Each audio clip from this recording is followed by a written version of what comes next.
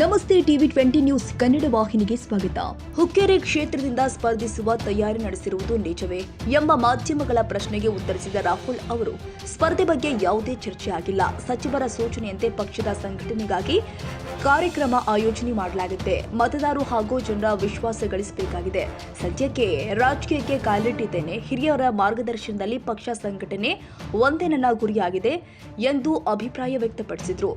ಯುವಕರು ಕೈ ಜೋಡಿಸಿದ್ರಿಂದ ರಾಜ್ಯದಲ್ಲಿ ಕಾಂಗ್ರೆಸ್ಗೆ ಬಹುಮತ ಬಂದಿದೆ. ಆದರೆ ಪಕ್ಷವನ್ನ ಇನ್ನಷ್ಟು ಗಟ್ಟಿಗೊಳಿಸಬೇಕಾಗಿದೆ. ಹೀಗಾಗಿ ಯುವ ಆಯ್ಕೆ ಪ್ರಕ್ರಿಯೆ ಇವಾಗ ನಡೆದಿದೆ. ಮುಂದಿನ ದಿನಗಳ ವಿವಿಧ ರಾಜ್ಯಗಳಲ್ಲಿ ಪಕ್ಷ ಸಂಘಟನೆಗೆ ಹಗಲು ಇರಲು ಶ್ರಮಿಸಲಾಗುತ್ತೆ. ಪಕ್ಷವನ್ನ ತಳಮಟ್ಟದಲ್ಲಿ ಬಲಪಡಿಸಲು ಯುವ ಕಾಂಗ್ರೆಸ್ ಪಕ್ಷದ ಮುಖಂಡರು ಪ್ರತಿ ಬೂತ್ನಲ್ಲಿ ಪಕ್ಷದ ಕಾರ್ಯಕರ್ತರನ್ನ ಭೇಟಿಯಾಗಿ ಪಕ್ಷವನ್ನ ಗಟ್ಟಿಗೊಳಿಸುವ ಪ್ರಯತ್ನ ಮಾಡಲಾಗಿದೆ ಎಂದಿದ್ದಾರೆ.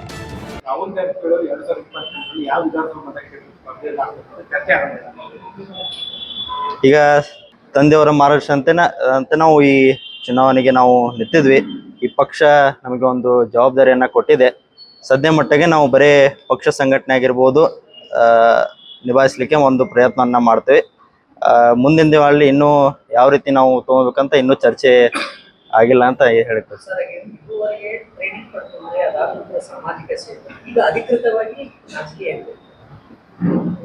ಎರಡು ಸಾಮಾಜಿಕ ಸೇವೆ ಮುಂದುವರಿಯುತ್ತಾ ಅಥವಾ ರಾಜಕಾರಣದಲ್ಲಿ ಈ ರಾಜಕಾರಣ ಮತ್ತು ಸಾಮಾಜಿಕ ಸೇವೆಯನ್ನ ಯಾವ ರೀತಿ ಸರಿದೂಗಿಸ್ಕೊಂಡು ಹೋಗ್ತೇವೆ ನಾವು ಕಳೆದ 3-4 ವರ್ಷಗಳಿಂದ ಸಾಮಾಜಿಕ ಆಗಿರ್ಬೋದು ಮತ್ತು ರಾಜಕೀಯ ಸಂಬಂಧಪಟ್ಟಂತ ಕ್ಷೇತ್ರಗಳಲ್ಲಿ ಸತತವಾಗಿ ನಾವು ಕೆಲಸ ಮಾಡ್ಕೊತ ಬಂದಿದ್ದೇವೆ.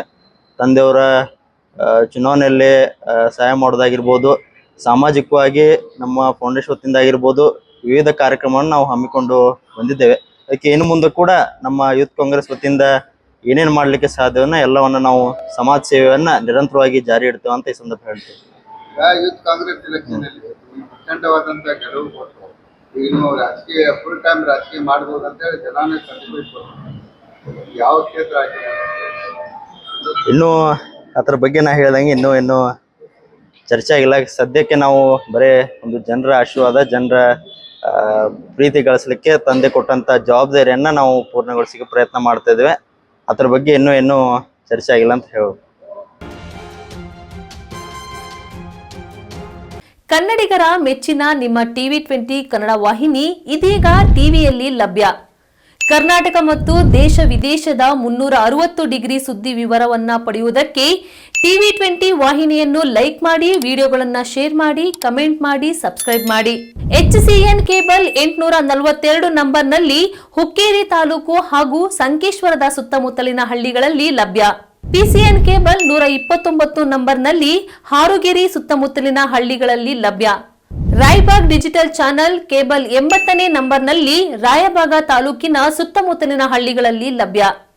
UDCN ಕೇಬಲ್ ನೆಟ್ವರ್ಕ್ ಉಗಾರ ಸುತ್ತಮುತ್ತಲಿನ ಹಳ್ಳಿಗಳಲ್ಲಿ ನಿಮ್ಮ ಟಿವಿ 20 ಕನ್ನಡ ವಾಹಿನಿಯೂ ಲಭ್ಯ.